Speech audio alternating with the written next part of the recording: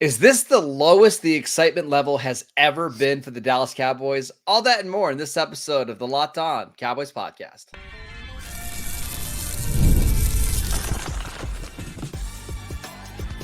You are Locked On Cowboys, your daily Dallas Cowboys podcast. Part of the Locked On Podcast Network, your team every day. Welcome back to the Locked On Cowboys podcast, part of the Locked On Podcast Network, your team every day. We'd like to thank you for making us your first listen of the day. Today's episode is brought to you by Gametime. Download the Gametime app, create an account, and use promo code LOCKEDONNFL for $20 off your first purchase. Terms apply. I am your host, Marcus Mosher. You can follow me on Twitter at Marcus_Mosher. Joining me today, as always, is Landon McCool. You can follow him on Twitter at McCoolBCB. On today's show, we are answering your mailbag questions, including when should we hit the panic button on the Dak and CeeDee extensions, how to enjoy practice when you're actually there out in Oxnard or you're consuming it on social media. But Landon, we have several people asking the same question. Basically, the theme is, I am not excited for the Cowboys training camp. Yeah. This is the least invested I've ever been.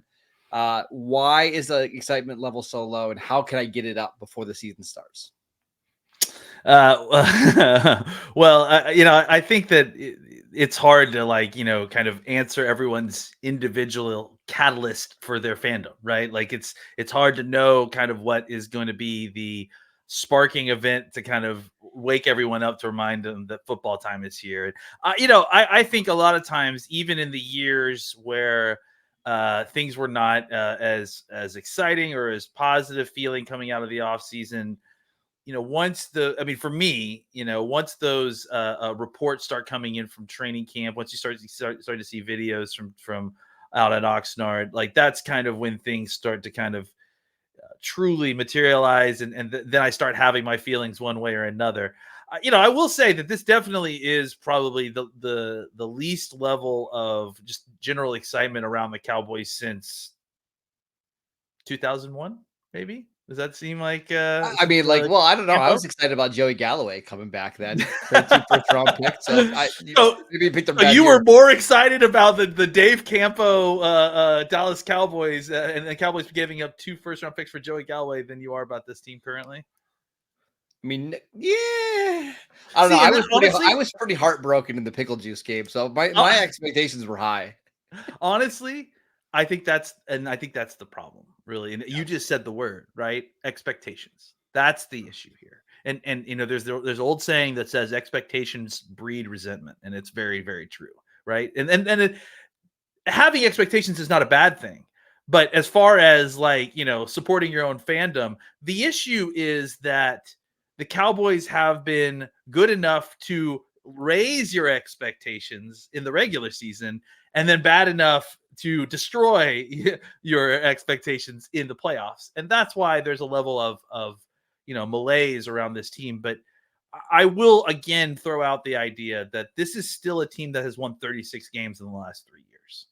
This is still a team that has something to its roster. So, I think as much as we've preached how this offseason has been disappointing, unfulfilling, just not complete. It feels incomplete basically the entire time, and we're almost through it, right?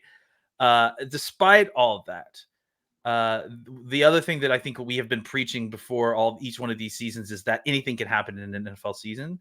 Yeah. And we have a team that it is not outrageous to think could get hot somehow. The ball bounces the right way and things go, better than they have in the previous 3 or 4 years. So, listen, I certainly understand the malaise around this team. I certainly understand the kind of general frustration with fans.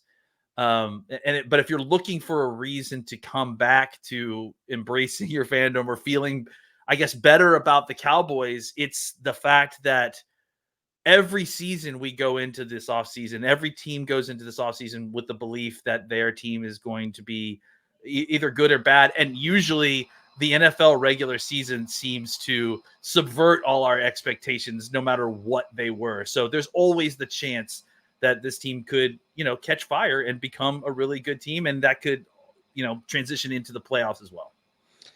I will also say I was talking to a different NFL analyst yesterday, and he thought that in general there wasn't a lot of juice from the NFL going into the season for a couple of reasons, but it really had a lot to do with the Chiefs. I mean, whenever you have a back-to-back Super Bowl winner, sometimes it feels like it takes the air out of the ball, right? Because a little bit, right? Like it feels like, okay, it's going to be the Chiefs back in at least the AFC Championship game.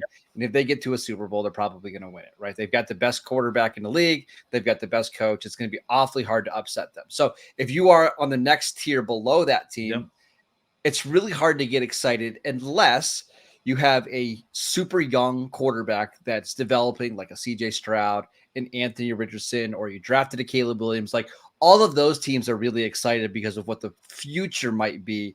But some of these teams that were like playoff teams last year, they maybe have veteran quarterbacks, but are below that Chiefs level. It does feel like inevitable that you're going to fall short. However, you mentioned that, Landon, like anything can happen. We've seen years where, I mean, I remember the 2016, coming out of that preseason game, the one that Tony Romo got hurt in, it felt like the season was over. Like before it even started, it felt like the year was over. The Dallas lost to the Giants in week 1, and then nobody expected what was going to happen the rest of that year, right? It's the NFL. The ball bounces in funny ways, right? So this is a very good team with a very good roster. Am I picking them to go to the Super Bowl? No. But are they in the margin of error where things could go their way? Sure. Why not? Yeah. I mean, I think that we've been presenting it. And I think I've said this several times over the offseason that the odds are against them that they're going to get as good a situation as they worked themselves into last season, right? Where you have a home field, a home playoff game. You're playing a 7th seed. Like the fact that the likelihood that the Cowboys are going to earn that sort of situation again is not very high. But that doesn't mean that something else couldn't happen. Something completely unexpected couldn't happen. The Cowboys get a wild card spot and suddenly catch fire in a way that they hadn't the last few years. So anything can happen. Or maybe you have a sudden player that goes from a good starter to a superstar. Yeah. Like, I mean, Micah Parsons was a rookie when this happened, right? So this is a little different, but nobody was expecting Micah Parsons to be an all-pro player and a defensive player of the year candidate in year 1. Maybe you have somebody else, or nobody expected Deron Bland to break the NFL touchdown record right last year. You just never know what's around the corner. So it's why I understand why Cowboy fans just don't feel like the season has a lot of juice, but you never know what could happen. You never know. Jalen Brooks may be Jerry Rice. Who knows? Suddenly you're like, wow. Yes. I mean, maybe not. You're right. But also maybe not Darren Bland breaks the all-time pick 6 record. It's like crazy things happen. What if DeMarvion Overshown becomes like a top 5 linebacker in the NFL right away? Like, and again, I'm not saying he's going to be Fred Warner, but what if it's like, oh, this is a Pro Bowl linebacker? I think suddenly you're feeling completely different about what that defense might look like. That's just an example. Yeah, that's just like an example of one player. It's, there's plenty of reasons to feel down about it. And if you want to feel down about the Cowboys, there certainly is a lot of material for you to go and go that route. And we certainly haven't hedged anything in that direction. We've commented that it's been a slow, kind of down and depressing, offseason because of all the storylines, because of the fact that there's contracts due, because the Cowboys didn't do very much this offseason. But that doesn't mean that the Cowboys can't find a way to win this thing completely in spite of themselves. Like, I mean, that certainly is a possibility. So I think, if you're a fan of the Cowboys, you won't let the Joneses, sitting on the sideline kind of get in the way of going to root for the Cowboys. You'll find a way. You'll find your way back, even if it's difficult. Once the games start playing again, I think a lot of folks will start getting that itch and they'll start being interested again, and suddenly they get reinvested. All right, Lane, let's talk about CeeDee Lamb's holdout, Dak Prescott's contract, and when Micah Parsons will get a deal. We will get to all of that next. This episode is brought to you by Gametime. Gametime is an authorized ticket marketplace of Major League Baseball, which makes getting tickets faster and easier. prices on the Gametime app actually go down the closer that it gets to first pitch, with killer last-minute deals, all-in prices, views from your seat, and their lowest price guarantee. Gametime takes the guesswork out of buying MLB tickets. You can save up to 60% off buying last-minute tickets for sports, concerts, comedy, and theater events near you. Save even more with exclusive in-app deals on select seats ahead of the game or the event. And save even more when you choose a section and let Gametime choose your exact seats. Take the guesswork out of buying MLB tickets with Gametime. Download the Gametime app, create an account, and use promo code LOCKEDONNFL for $20 off your first purchase. Terms apply. Again, create an account, redeem promo code LOCKEDONNFL for $20 off. Download Gametime today. Last minute tickets, lowest price guaranteed. Welcome back to the Locked On Cowboys podcast. Are you watching Fox Sports or ESPN on your TV all day? Are you having to turn down the volume because of all that shouting? Make the switch to Locked On Sports today, a free 24/7 sports streaming channel program for you every day to bring you the biggest stories without all that unnecessary screaming. Locked On Sports today brings you can't-miss analysis, opinions, and news, streaming 24/7 on YouTube or on the free Amazon Fire TV channels app, part of the Locked On Podcast Network, your team every day. All right, a little programming note. Lena and I will be back on Friday. We're going to break down the Cowboys practice that they have on Thursday. We anticipate it being a pretty light practice. We'll also break down any nuggets and noteworthy things at all from the Dallas Cowboys opening press conference. Usually we don't get a ton out of that, but if Jerry Jones says something wild, we will cover it. So make sure you tune in for that on Friday. But Lena, let's get to this next question here from Jake. He wants to know, when do we push the panic button on the big contracts for CeeDee Lamb, Dak Prescott, and Micah Parsons? Well, I mean, I think the Dak thing needs to be separate, right? I think they all need to be separate, to be honest. Yeah, I mean, they all, honestly, we should talk about them individually. The CeeDee Lamb one is the first one that, if you're going to panic about it, like, I think it's the first one, right? Because if anything doesn't happen in the first few weeks and then suddenly you're practicing, the problem is that he's holding out, right? Like, so that puts the kind of immediate pain. There's just an urgency there, right? Yeah. So, and honestly, like, I think, I think that there's some folks here that will have a debate on whether or not the Cowboys should re-sign Dak Prescott. So I think almost everyone universally agrees, though, that CeeDee Lamb should be re-signed. So I would say that that's the first one that, as far as landmark as to when to panic. And I would say that panic would probably need to start 2 weeks into training camp. Like, if by this time, not next week, but maybe in the middle of next week, we haven't heard any changes or any updates at all, I would be concerned. Because you're going to start, missing practice time. I mean, concerned is probably, like, I don't know if panic and concerned are the same thing, because I think there's positives there. There's still also the positives that, you're going to get your young guys lots of opportunities to work with Dak. And I think CD, obviously knows the offense, and the chemistry is there between him and Dak. So I'm not concerned about that. But as far as getting the deal done, or there potentially being long-term issues with getting the deal done, that's when I would start to panic. For Dak, it's like, if you want Dak to be re-signed, if the idea is that you're trying to re-sign Dak, which the Cowboys are, and I think a lot of us, are on board for, I think if we get to the regular season and we haven't heard about any movement or any changes about the contract situation, then I would assume at that point that either the Cowboys have some sort of handshake deal to, like, let him go through this season and maybe re-enter contract negotiations a little bit later down the road, or the Cowboys are truly okay with letting him walk.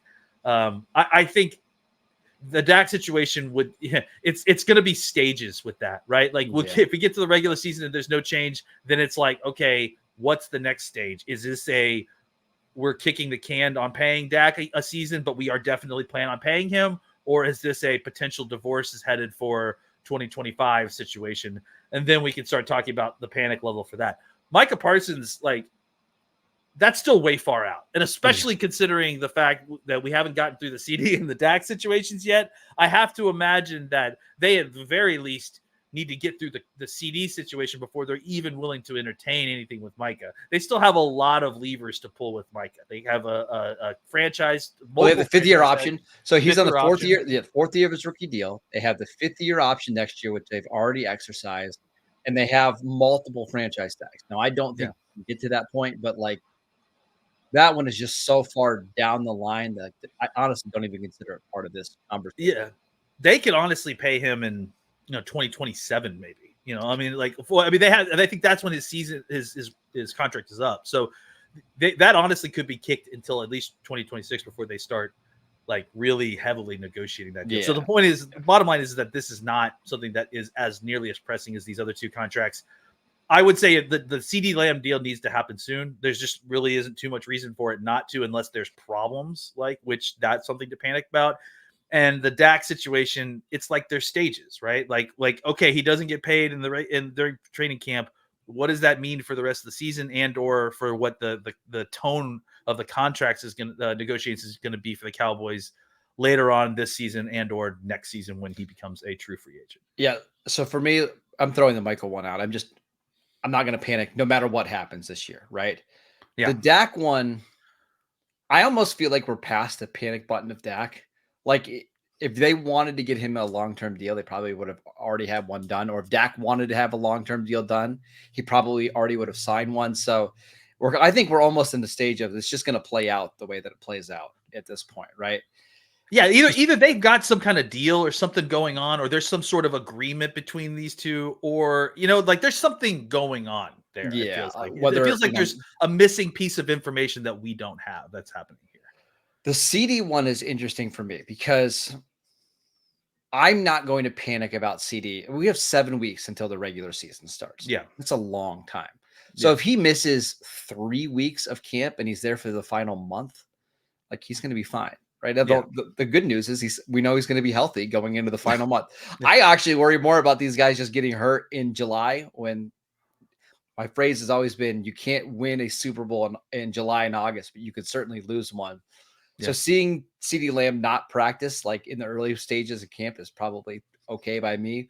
But if we get to like 2 weeks before the season starts and he's not signed, that's when I'm going to get nervous. Not that a deal is not going to get done, because I do think a deal will get done, but that the holdout might hurt them in the regular season and beyond. His production in this season is what is at risk. It feels like, right? Now, I do want to correct something that I said yesterday. I believe it was Jason from Over the Cap said that the Cowboys can fine or will fine CeeDee Lamb $40,000 per day that he misses of camp.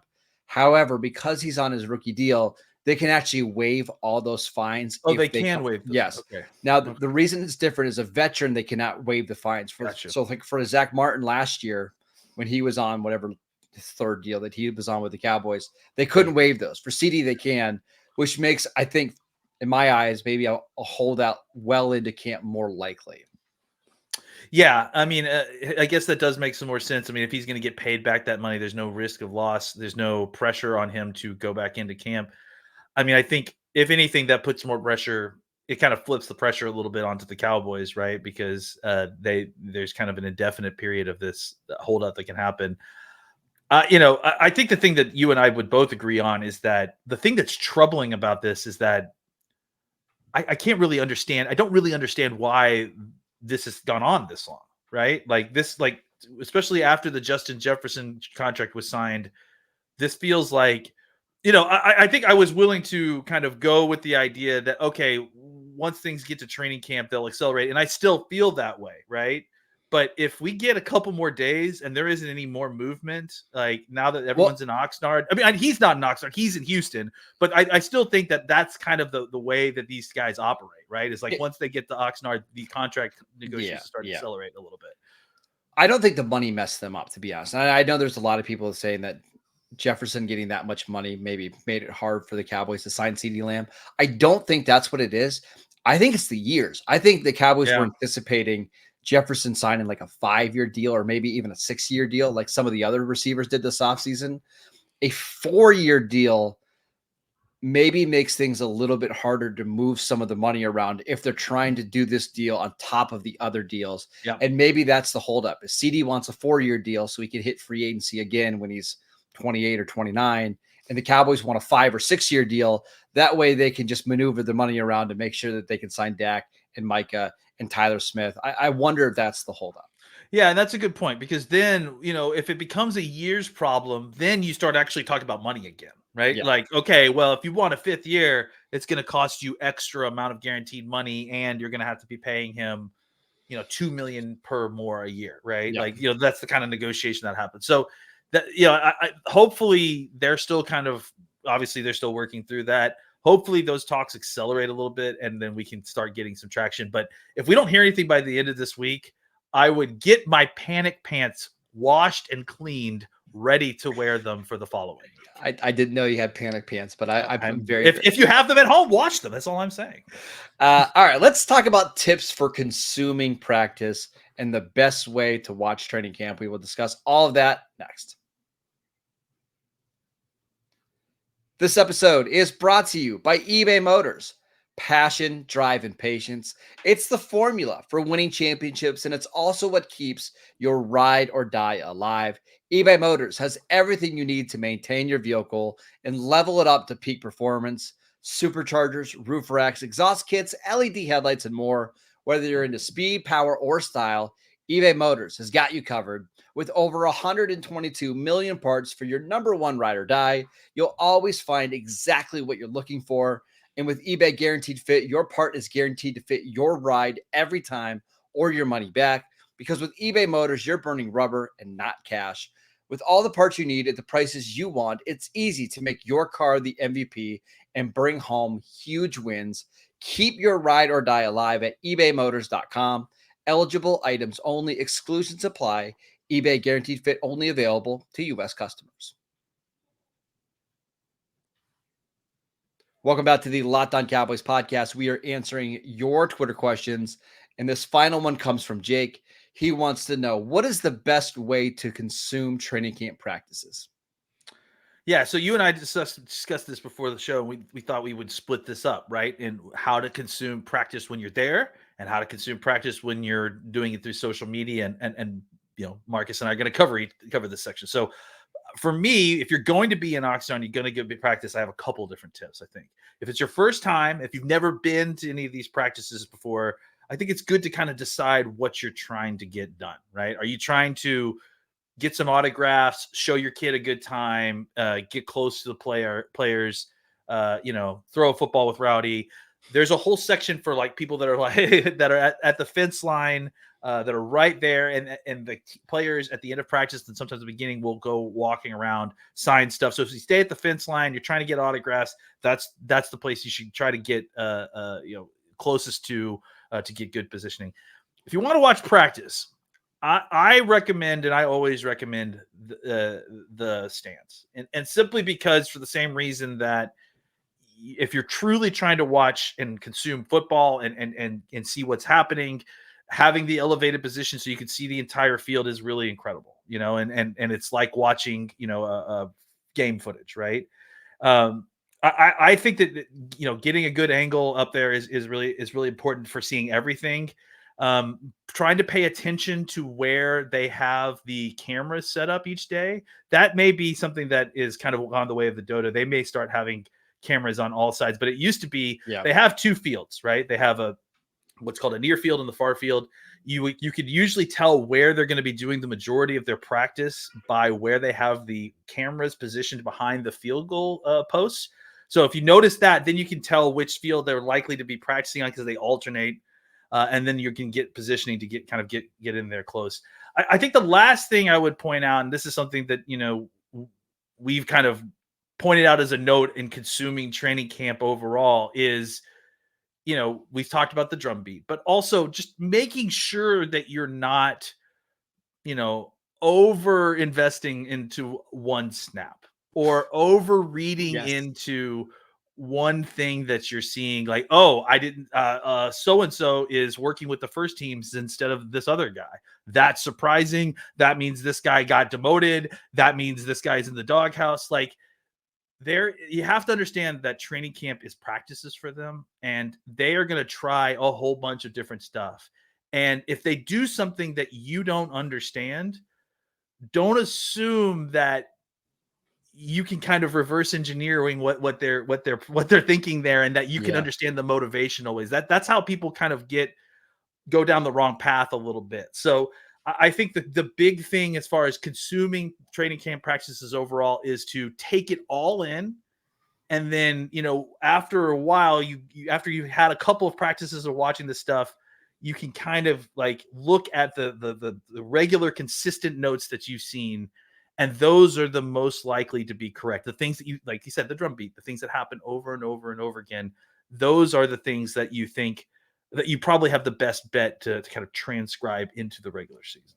Yeah, and I just want to add one more thing. If you're physically there at practice, don't overvalue one practice because you were there compared to everything else. Because I've seen this happen before. I have another friend who went to a local team practice here. They saw somebody dominate 2 days in a row, was horrific the rest of practice, and they just assumed that guy was going to be a superstar. Like, just because you were there and watching doesn't necessarily mean it carries more weight, right? That's so right. Just keep that in mind. If you're consuming it on social media, Twitter, however, like most of us will, be very careful, first of all, about whose content you are consuming. Because one of the things, the videos are great. Like, I appreciate all the videos that come up on my social media feed. I really try not to read the tweets that come with the videos, because more often than not, they're misleading, right? You'll see these guys are developing connection in a no defense passing drill where somebody just ran a sit. Yeah, right? Like exactly. That has no value, right? And also be aware of I'm going to try to be this really politically correct, right? Be aware of the guys that are propaganda machines and the ones that are actually covering practice, right? Because there's going to be people out there that are tweeting videos and tweeting things about how awesome somebody looked because they know that gets retweets and engagements and gets everybody excited. They're going to be only a couple beat writers per team that actually know what they're watching. Try to lean on those ones more so than the ones that are just telling you that everybody looks great at practice. Yeah, and I'll speak as someone who's standing next to a lot of those beat guys who are recording those videos. To their credit, like, it's hard. Everything happens incredibly fast. Oh yeah, like they're trying to get as many reps going as possible. So the process of taking a video, coming up with an actual helpful tweet, and then sending it out before the next play happens is almost impossible. So yes, I agree. Like, I think it's let me give a shout out to somebody, because I think John Machota does this the John best. Machota's the best at it. What he'll do is he'll put out a video and it'll just be a simple caption like CeeDee Lamb with the catch. And then you can come up with your own conclusions based on that catch, whether it was a good route by CeeDee, whether it was a bad throw, whether it was a bad play by the defensive back. I think a lot of people get in trouble when they just 100% believe the caption is exactly what was happening in the video. Last thing I'll say, it's important that you understand the context. I'm always going to be the context guys. It's important that you understand the context of what is happening at that moment in practice. Cheering on or thinking that Jalen Cropper is the next superstar wide receiver because he won a one-on-one versus a first-team corner, that doesn't mean anything. No one really truly operates in a one-on-one situation in the NFL. So. Well, I'll even go further. Let's say Jalen Brooks wins on the route, but it's 4 seconds after the snap of the ball. Exactly. He catches the touchdown, but it's actually a win for the defense, but you hear the crowd going crazy because it scored a touchdown. That's where a lot of this is really, really hard to decipher, and why you don't want to overvalue one play. Take the time, instead of just watching the video once and then celebrating, take the time to try to suss out what the context is. Is this a 7-on-7 situation? Is it a 1-on-1 situation? Is it a fair situation for the defense? Because that's not always the point. The point is not always a competition, pure fair on both sides. Sometimes it's a teaching situation. Sometimes it's a practice situation. Sometimes it's an example situation. So don't always assume you understand the context of the video that you're seeing. Try to dig a little deeper. Just try to understand exactly, maybe this is a rep, and put it in the proper context. And that way the information will be deciphered correctly in your brain. And you'll be, less upset when the guy that you thought was going to be a breakout superstar didn't do it because he had 2 fantastic catches at the practice that you went to that one time. Shout out John Vea Johnson. Always remember him. I know. God. But it's a good example of not to overreact to early camp success. There's always a couple guys that are going to dominate these first 2 weeks and then fall off. I think Jalen Moreno-Cropper was that guy last year. Had an awesome 10 days to start practice. And then we really didn't hear from him the rest of the way, and he never really got close to making the 53-man roster. So the drumbeat of week in, week out, having solid practices does matter. All right, that's it for today's show. We want to thank you for making Locked On Cowboys your first listen of the day. Again, on tomorrow's show, we will break down the press conference and the first training camp practice of the year. So make sure you tune in for that. Go follow Landon on Twitter at McCoolBCB. I'm at Marcus_Mosher, and we will see you right back here tomorrow.